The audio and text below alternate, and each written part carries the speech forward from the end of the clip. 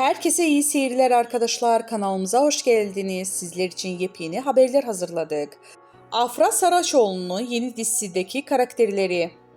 Pera ülkenin en tanınmış fenomenlerinden biri. Dışarıda baktığında kusursuz bir yaşam sürdürüyor gibi görünse de hikayenin ilerledikçe karakterinin özel hayatı ve baskıları ve gerçek kimliklerinden mücadelesi ortaya çıkıyor.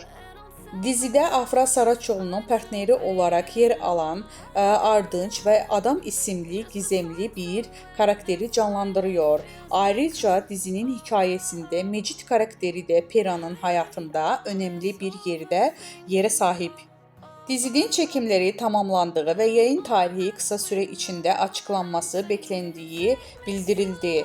Şu ana kadar kesin bir yayın günü duyurulmadı. Ancak dizi Disney'de yayınlanması bekleniyor.